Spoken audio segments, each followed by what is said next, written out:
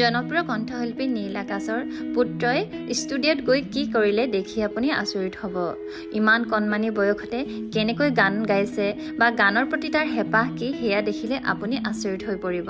নীল আকাশৰ পত্নী নেন্সি ফুকনে শ্বেয়াৰ কৰিছে তেওঁৰ পুত্ৰৰ এটি সুন্দৰ ভিডিঅ'। আপোনালোকে শেষলৈকে চাবচোন, অন্তৰ চুই যাব আপোনালোকৰ।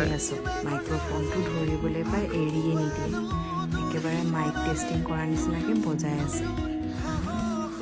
তাকে দেখি আমাৰো বৰ ভাল লাগিল, হেঁপাহ কৰিছে।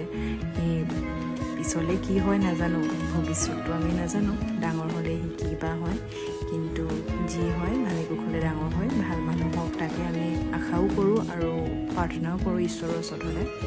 কিন্তু তাৰে হেঁপাহকণ দেখি ভালো লাগিছে যে সি মাইক্ৰফোনটো ধৰিছে, কিন্তু সিটো চিনি নাপায় বাৰু কি হয়, কিন্তু তথাপিতো আমাৰ ভালেই লাগিছে দেখি। আৰু এইদৰে আমি তেনেকৈ মুমেণ্টটো কেপচাৰ কৰি থ'লোঁ কেমেৰাত, যাতে পিছলৈ তাক দেখাব পাৰোঁ।